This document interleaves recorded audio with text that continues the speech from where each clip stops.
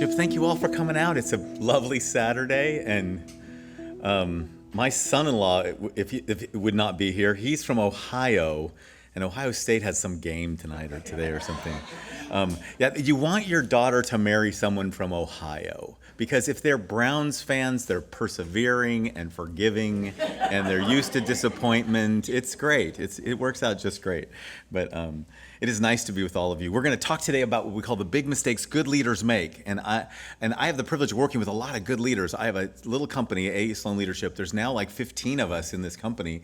All over the world, we work with lots of different diverse groups. We work with church folks. We work with 3 different types of Presbyterians, 3 different types of Lutherans, now a couple different types of Methodists, lots of Baptists who won't call themselves Baptists. But we talk to people who don't talk to each other, because the thing they have in common is they're all trying to figure out how to be faithful in this changing world. And one of the joys that I have is that every single day we are working with people who know they want to lead change well, and they are open to learning about that. And that's where we're going to spend our time. I want to start in an odd place. There's a poet named David White. Does anybody know the name David White? See, there you go. There's always a couple, right? David White is this amazing poet.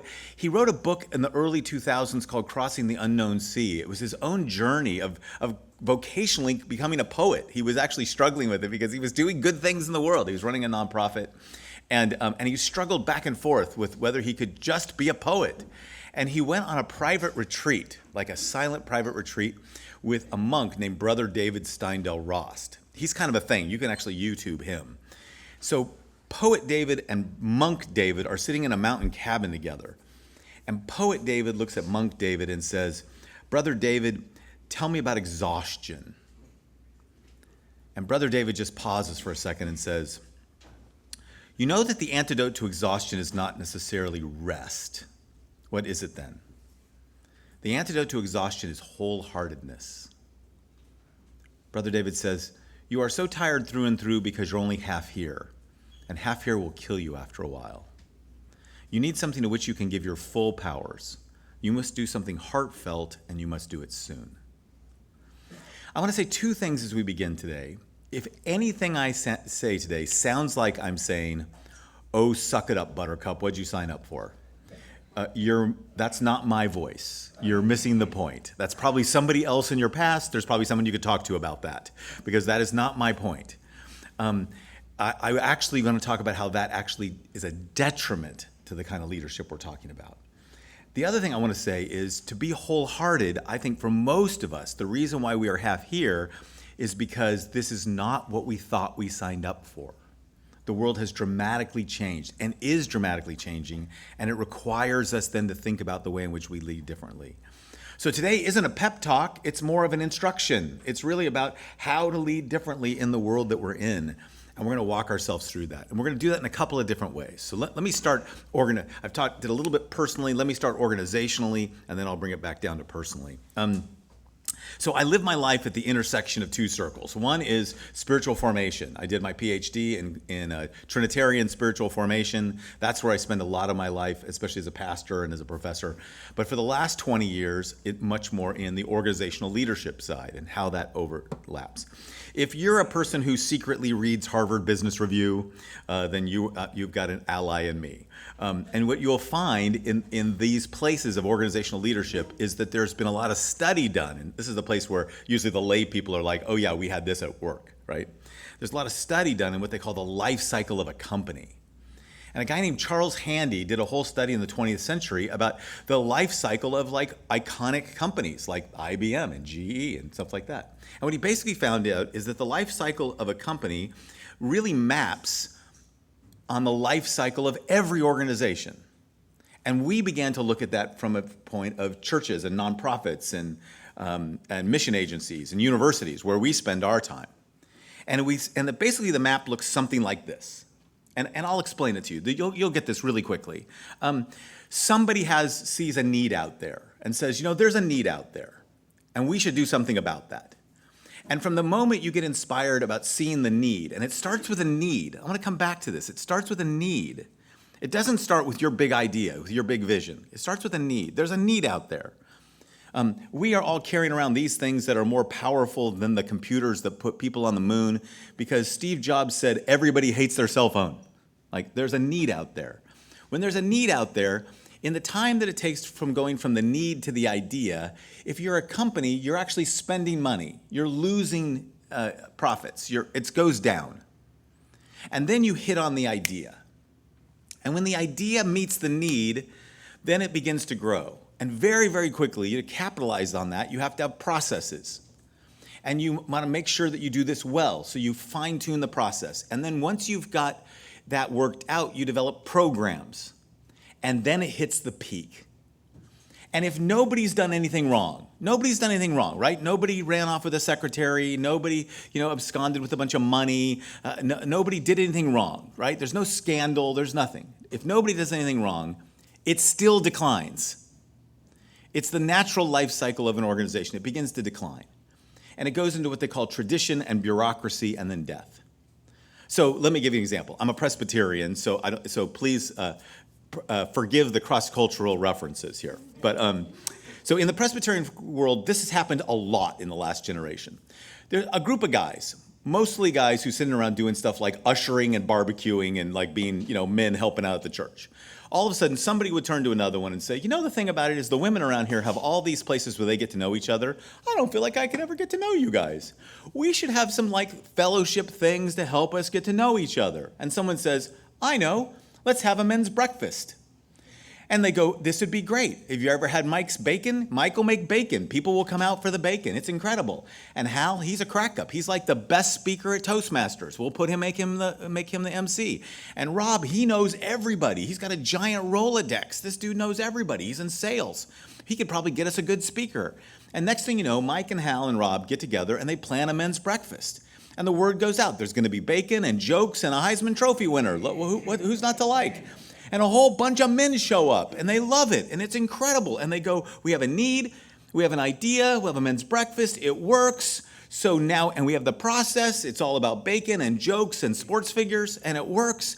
And the next thing you know, it says, let's do this every month. First Saturday of the month, we can get the fellowship hall, we'll do it. And it goes and it takes off like gangbusters.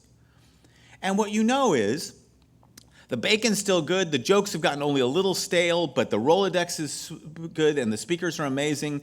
And after a while, it begins to decline. And it becomes a tradition. And the way you know that is this. The announcement in the church used to be, hey, if you know men out there that want to make some friends with other men, invite them to the men's breakfast. There'll be bacon, there'll be jokes, there'll be a Heisman Trophy winner. Now the announcement is, men, don't forget, it's the first Saturday of the month. Come out and support the men's breakfast. Mike's making a whole lot of bacon. Don't let it go to waste. Hal's there. He's preparing. And Rob's got somebody special. Now, come on, let's go out and support it. Hear the difference? Tradition. And the next thing you know, you read in the bulletin that the council got together and voted that there'll be no other events on the first Saturday of the month, so that we don't compete with the men's breakfast. Bureaucracy. And the next thing that happens is death. Now notice, nobody's done anything wrong. Nobody's done anything wrong. It's completely great. It's perfectly fine. It's the same thing it was. It's just the natural life cycle of it. Okay. Here's the first vulnerable thing you're going to do today. We're going to use some technology. Some of us get a little bit overwhelmed by technology, but we'll try to keep it easy. So here's what I want you to do. I'd like you to think about your church. The church that you're at, where you have leadership, where you come here today thinking about them and praying about them. And what I want you to simply ask is, what stage are you in? Are you in 1? We've got a need and we got an idea, we're just figuring it out. Are we in 2? We're growing. We got program and processes and we're growing. Have we dipped over into 3? We have some tradition and bureaucracy. Or maybe we're at 4. When I do this with Presbyterians, they always ask me, is there a 5? Like we've been in the grave for a while. Is there a 5? We're going to just stick to 4. And here's the technology we're going to use. In a moment, I'm going to ask you, I want you to think about it. I'm going to ask you where you are, and we're all at the same time going to be able to share it with each other. And we're going to do it this. You're going to use this technology called your fingers. So when I say go, you're going to hold up. Are you in 1, 2, 3, or 4? And we're just going to all hold it up so we can all see it at the same time. Ready? Think about your church. Where are you now? And if you want to do 3.5, like some people do, like, oh, they just do. Go. Where are you?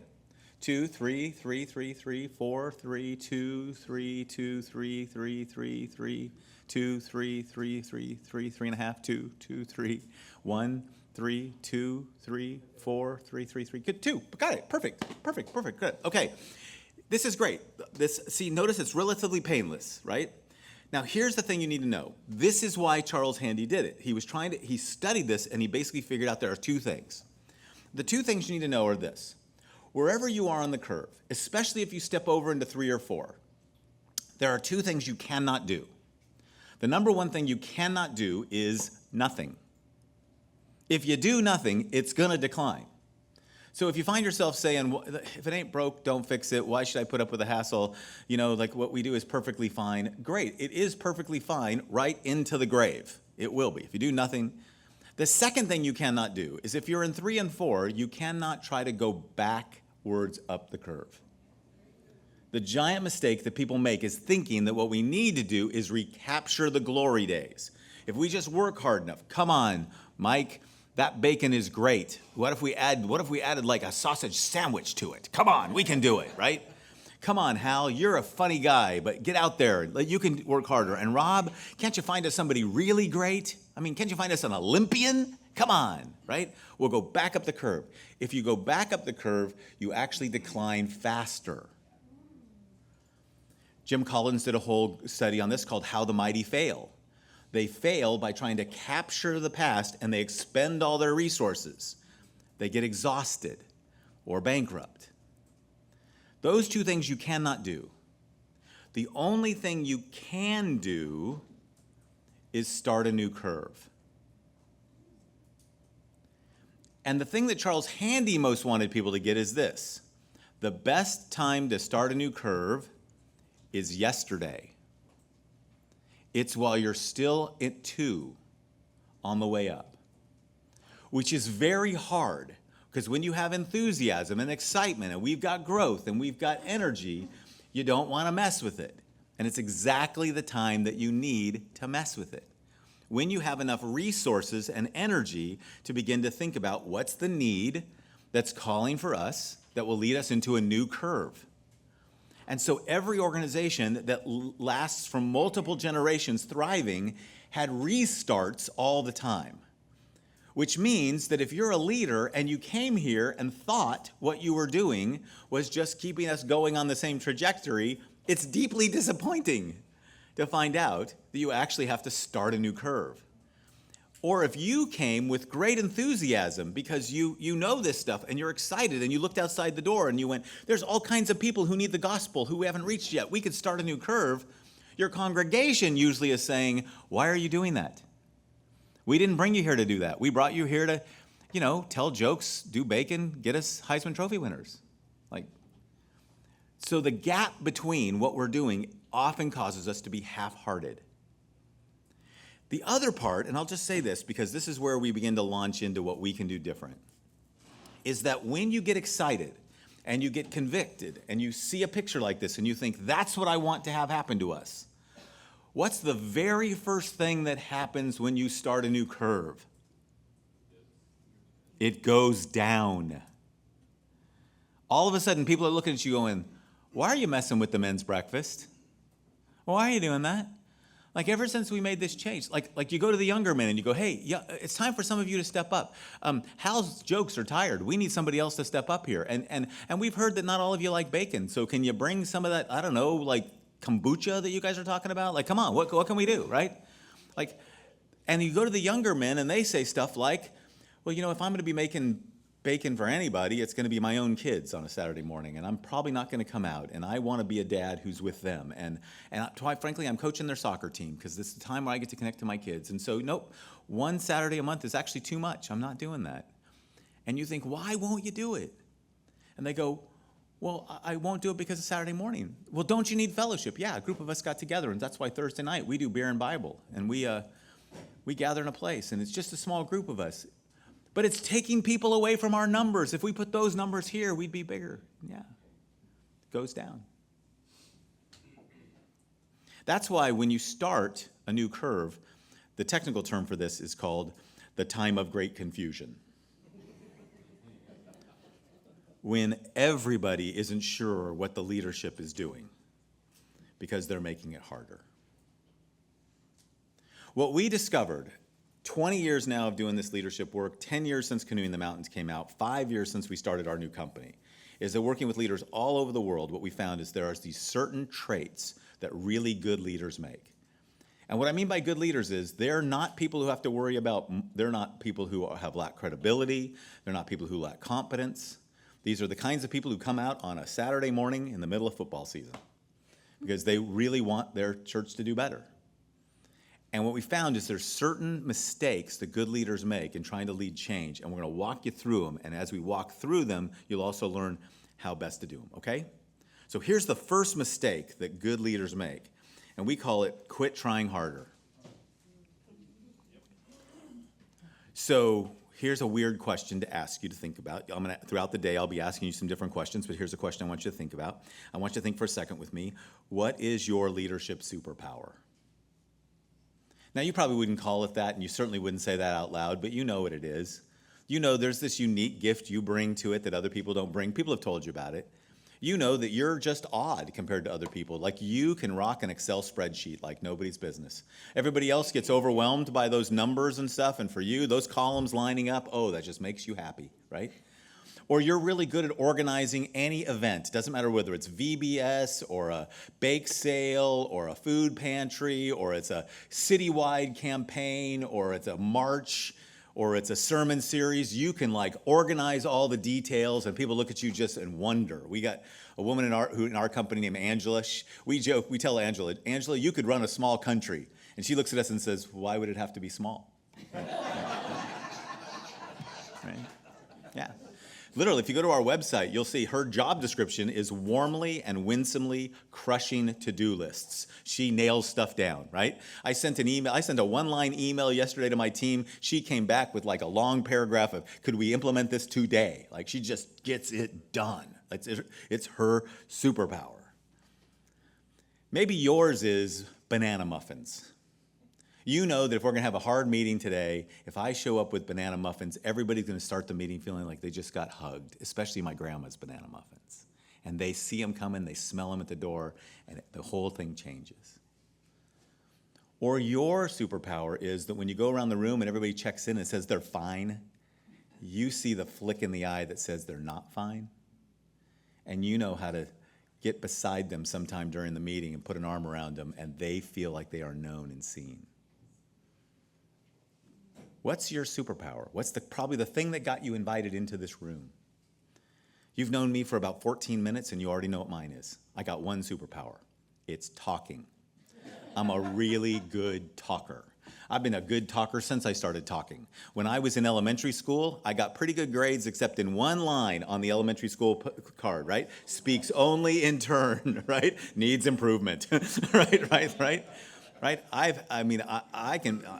You give me a joke, I'll get you 3 points in a poem. I can do it. I'm really good at this stuff. One of my friends said to me, Todd, you and I are so good at talking, we think after a while we've actually done it, right? So, right? Now, what I want you to think about today as we get started is I want you to be able to embrace your superpower. I want you to realize and say, this is my strength. This is what I bring to the table. This is really helpful. But what I also want you to be aware of is how very often our superpower that got us here is not going to take us there. What got us to this place, and this is hard. So let me share something a mentor shared with me that he learned from a mentor that he learned on a Marine Corps base. At the moment of crisis, you will not rise to the occasion. You will default to your training. At the moment of crisis, you will not rise to the occasion. You'll default to your training. And what most of us do is we get more and more training in our superpowers. So what happens when the world shuts down in COVID? Somebody like me tries to figure out how I can just keep preaching about it, right? What happens when there's a crisis in our community built by political division? Well, we think banana muffins will solve it, right?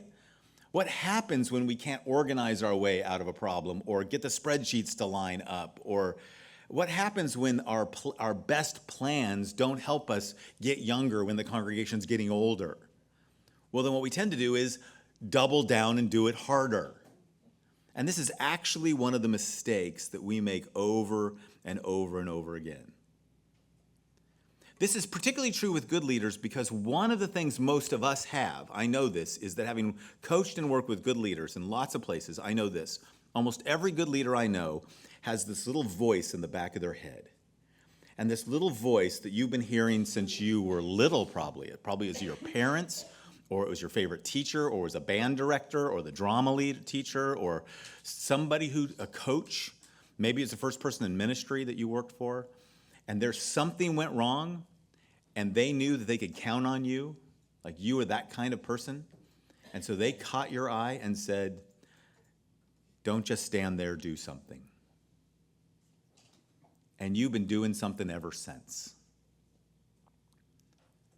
I want to give you a different voice today. When you find yourself in that crisis, when you look at that curve, when you think we got to start and do new things, when you find yourself overwhelmed, don't just do something. Stand there. Stand there for just a minute. Stand there until you can see the shift. See the shift before you solve the problem. See the shift. Let me talk about what that means. Whenever you're facing a really big problem, the mistake that really good leaders make is thinking they can outwork that problem. Think about how many of us during COVID, when the world shut down, we ramped up. We had to get this old church that's never had technology streaming and online, and we had to connect everybody. And next thing you know, you're having, I know pastors who literally went from like, I teach once a week to I do a Bible study every day, right? You started new ministries. You started ways of connecting to people. All good stuff. We're going to work really hard. We're not just going to let this. And every time there's a crisis, you find yourself working more and more hours. You're exhilarated at first until you're exhausted. And we think we can outwork it. Instead, what we're talking about are profoundly complicated problems. Just spend a second in your head and think about this. What is one challenge in your church that you've been talking about for a long time? What is one challenge in your church that you just can't get traction on? You've tried so many things. We've been trying to get young people.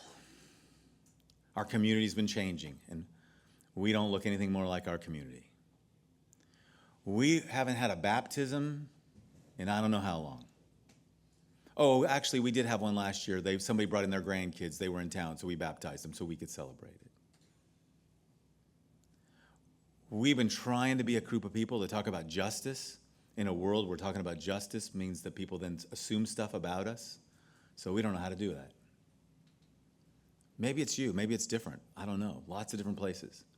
Whatever that thing is that you thought you could just work harder. There's a guy named Ed Friedman. If you've been to seminary in the last 40 years, you've probably heard of Ed Friedman.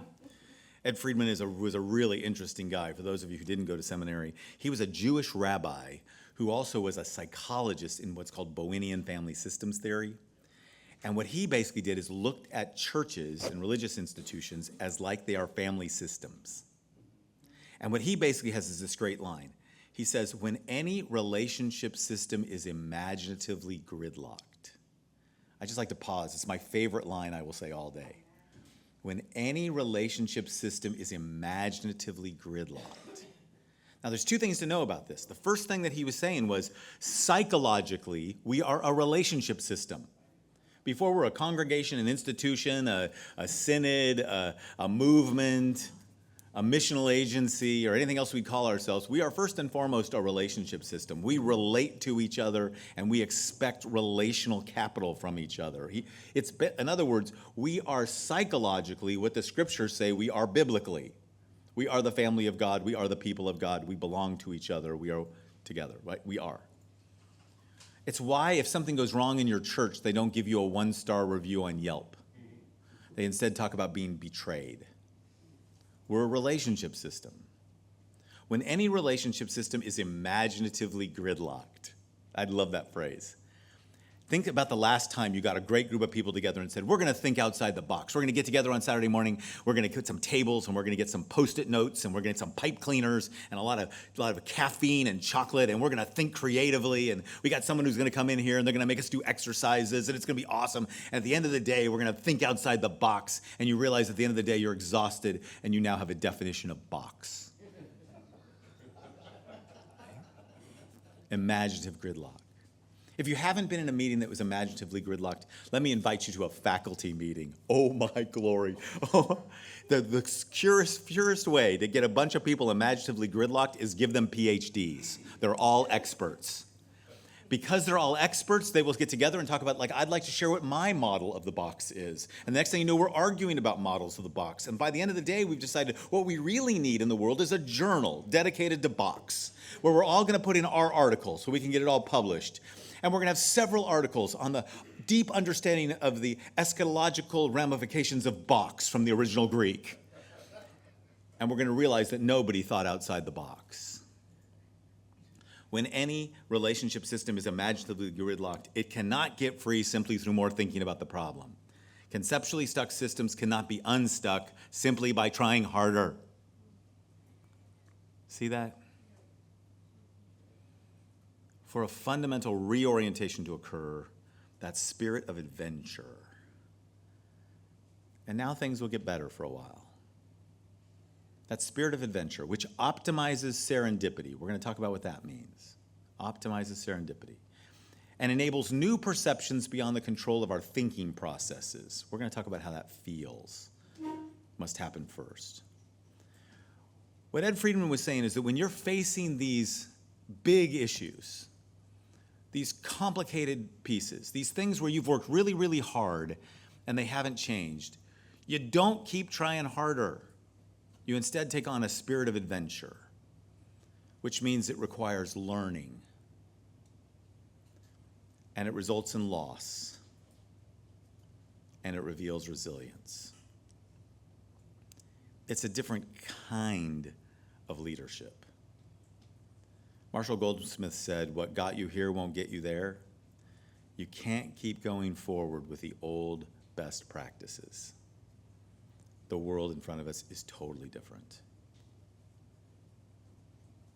So, trigger warning. Let me take you back to 11th grade U.S. history class, for those of you who didn't like school. On August 12th, 1805, Meriwether Lewis took a little drink out of a little stream, a spring that is on the edge of Montana and Idaho. It's about 4 hours from my house. I've been there. It's this little spring, this tiny little spring, you can go there, is the source of the Missouri River. This spring that is on the edge of Montana and Idaho flows all the way across North Dakota, down through Missouri, down to the Mississippi River. That water flows down the Mississippi River all the way out to the Gulf of Mexico, and it goes all the way out to the Atlantic Ocean. This water is heading toward Europe.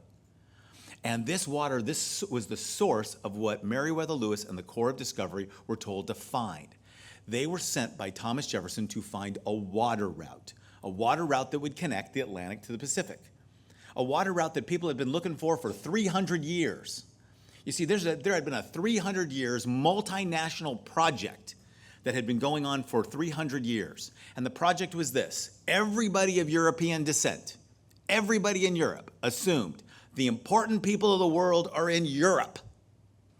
And if you can make them happy, then you'll get rich and powerful. And you make them happy by taking stuff from the other parts of the world and bringing them to Europe.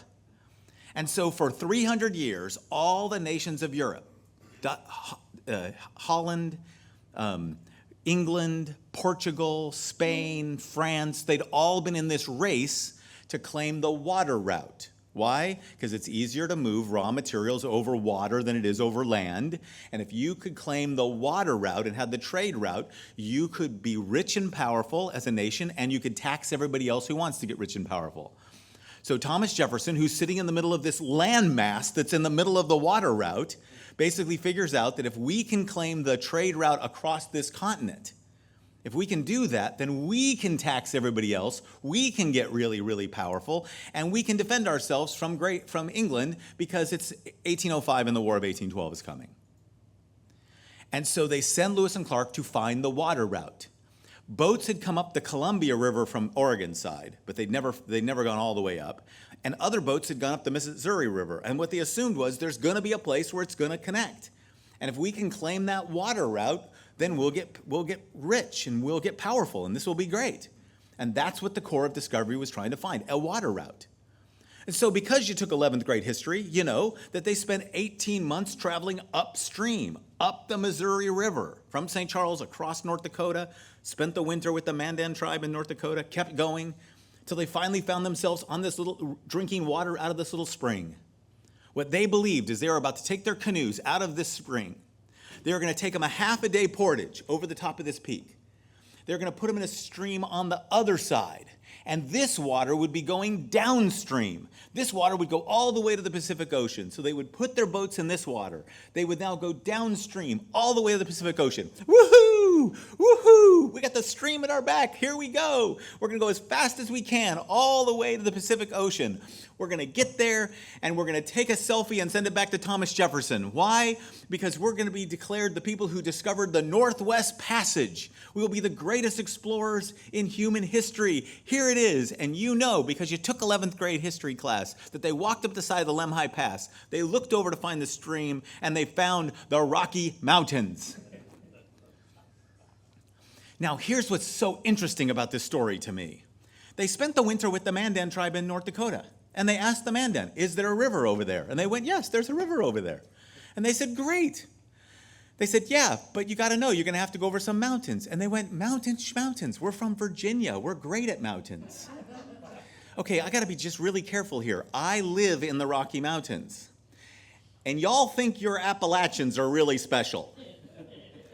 There's a really big difference between the mountains of Appalachia, the Smoky. I mean, they're beautiful. Don't get me wrong. They're gorgeous. They're national parks you get. But I come from California. We'd have turned those into condos a long time ago, right?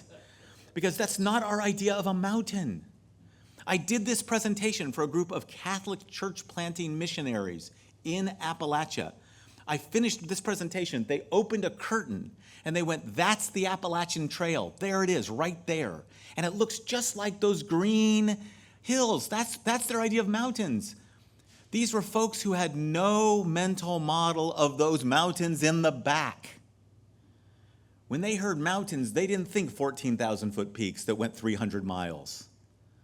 They had no idea of what they were doing. For them, a mountain meant that, not that.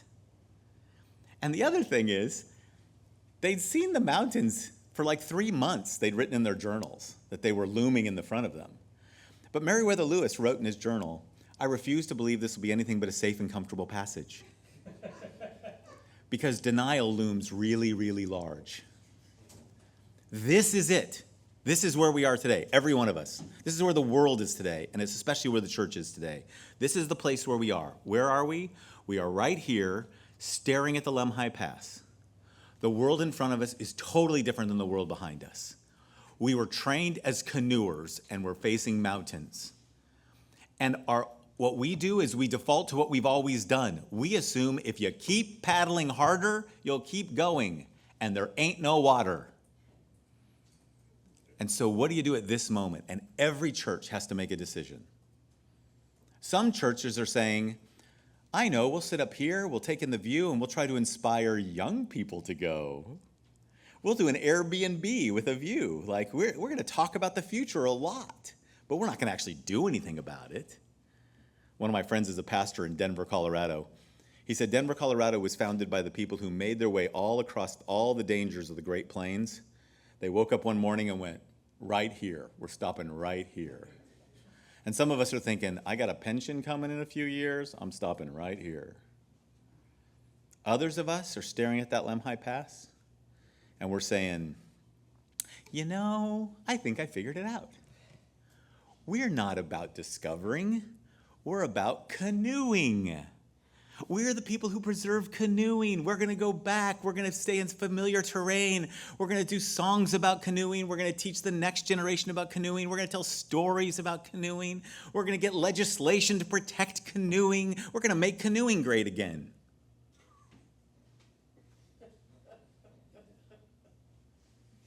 But some of us are standing on the top of that Lemhi Pass, and the words of Meriwether Lewis are reverberating. All he said when he saw that was, "We proceeded on."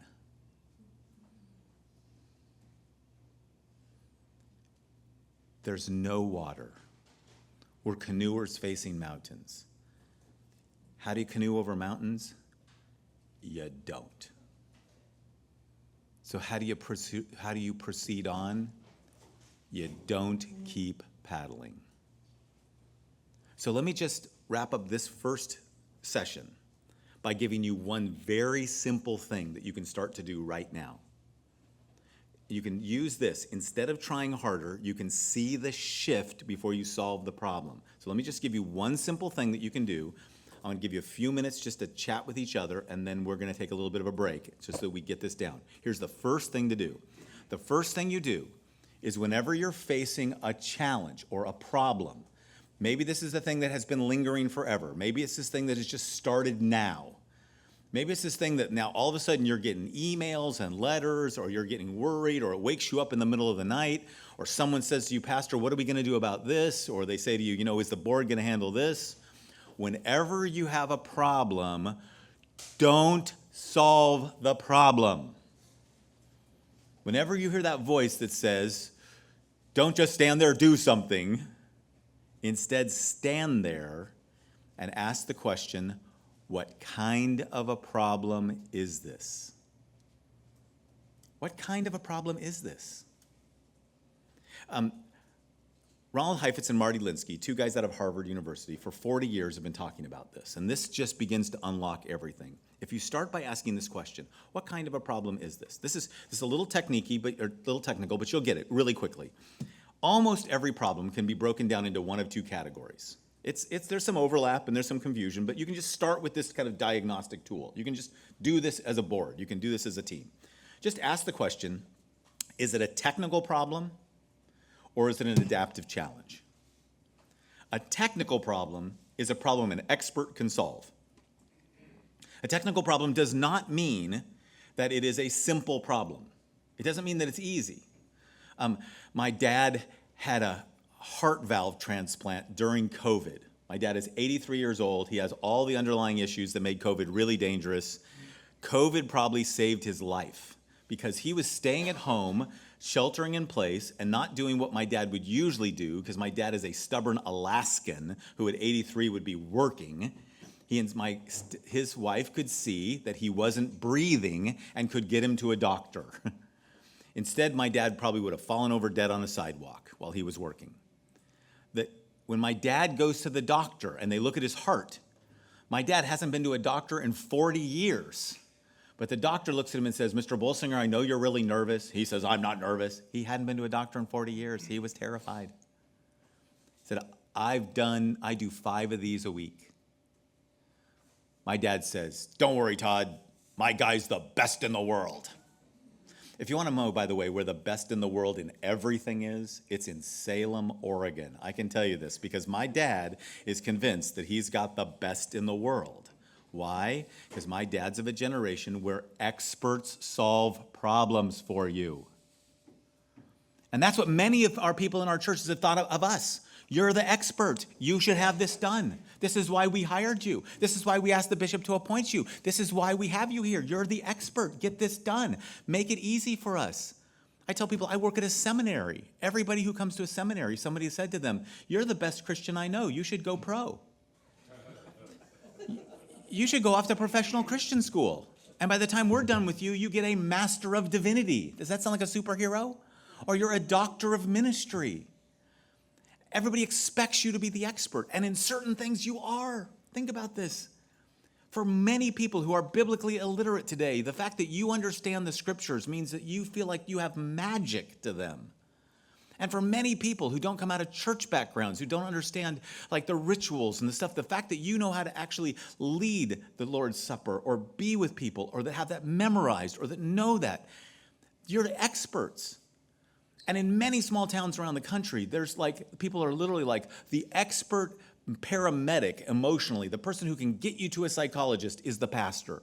The person who you turn to for marital problems, the person you turn to when your kid has a drug problem, you turn to, and you're the resident expert. And there's nothing wrong with that. If you can solve the problem, you should. Problems that can be solved with experts and best practices, those are technical problems. But what about if they cannot be solved? What's one's existing knowledge, skills, and tools? What about when your superpower doesn't work? When you can't solve this with a spreadsheet or a strategic plan or banana muffins or a sermon? And it requires a shift. See the shift before you solve the problem? A shift in values, attitudes, or behaviors. How easily do people shift values, attitudes, or behaviors? And how do you discern what you should shift and what you should not? Because if you lose some values, or you give up some attitudes, or you compromise on some behaviors, you're no longer yourself anymore. These are systemic problems with no clear answers. Technical problems rely on experts with best practices. What are we going to do, Pastor? Adaptive challenges require you to be learners who do experiments. And most people didn't expect you to come and lead them through experiments. Adaptive challenges are complicated because they require learning. They result in facing loss. We're going to talk about that a lot this afternoon. They reveal competing values that must be navigated. Who's the church really for? Is it for the faithful folks who've kept the doors open all these years, or is it for the people who've never darkened the doors? Which one is it? It's both. Is it? Can it really be both? It requires experimentation. We're going to try some stuff. And people are going to go, why we did that? That was terrible. And you're going to have to face failure, even though we don't think of it as failure. And there will be, whenever you do adaptive work, there will be resistance. Because people didn't expect you to experiment on them. They expected you to come here with the answers. Which means that an adaptive challenge starts when a leader has the courage to look people in the eye and say the thing that psychologists tell us are the 3 hardest words for a human to say. And it's not, I love you, I forgive you, I'm sorry. It is, I don't know. This is why they brought you here. You're supposed to know. Aren't you the one with the degrees? Didn't the bishop tell us that this is going to make it better? Aren't you the person who gets this stuff? You have the experience. You're supposed to know. You're supposed to make stuff better for us. That's the whole point. You come here to make it better for us. That's the point, right? No. I had a woman in my church who walks up to me one day when I was pastoring, and she goes, Pastor Todd, I got to just tell you, this has just been so great today. Today's been an amazing day. I said, thank you. Did you like my sermon? She goes, no, I didn't pay attention to your sermon. My brain's been going all day. I said, okay. So what's been so amazing? She said, okay, my family has been there's a family in our neighborhood. Our kids are friends. We're friends with their parents. We've been trying to get them to come to church for just years now. I mean, we've lived together for like 3 years, and we found out that they don't have any church background whatsoever. Either one of them, never been to church ever. They just feel church is the weirdest thing, and they would never come. We've tried to invite them. We've tried to get to know them. They've never come. But our kids play with their kids in the cul-de-sac, and our kids told their kids how great our Sunday school was. So our kids invited their kids to Sunday school, and their kids told their mom and dad, we want to go to Sunday school with their kids. And so the whole family came today. So it was great, like the answer to prayer. I went, that's so great. She goes, well, even more. I was so freaked out about them coming to church. I wanted it to be perfect. So I went with them to the Sunday school, and I realized if you've never been to a church and you drop your kids off at this thing called Sunday school, it's really weird. Like all of a sudden, for the first time, I saw our Sunday school through the eyes of people who've never been to church before. And so during your sermon, I'm sure it was fine, Pastor Todd, but during your sermon, all I did is I was writing down all the things we need to do to change our Sunday school. I went, oh my gosh, this is a gift.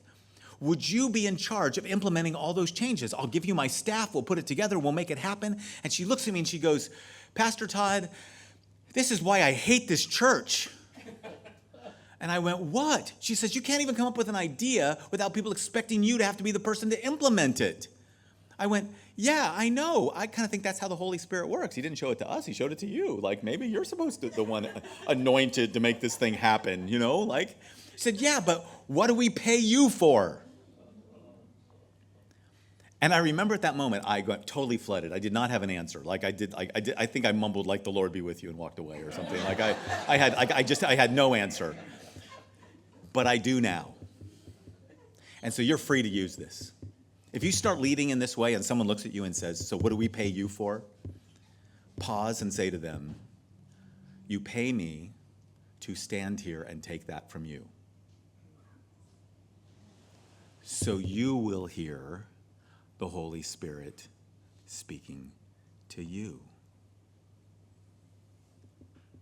It requires learning, not experts. You now start leading the learning that all of us go through. And you start having to recognize that we're going to have to see the shift. Like the shift that says not everything's going to be solved by the clergy. Or the shift of value that says we're going to all have to be in this together. Or the shift of attitude that says that the biggest challenges are going to come from places we don't expect. Or the shift of behavior that says you can't just treat staff as if they are the help and expect this to be a vibrant community. And those shifts are really hard. So the questions I'm going to have lingering with you all day, and we'll stop here, is I want you thinking about that problem that you were working on, that thing you couldn't get traction on, that thing that's been haunting you forever. And I want you to be thinking this. So what are the mountains? What's changed out there? What's different today than it was when I was young? What's different about the world today? What makes it so hard?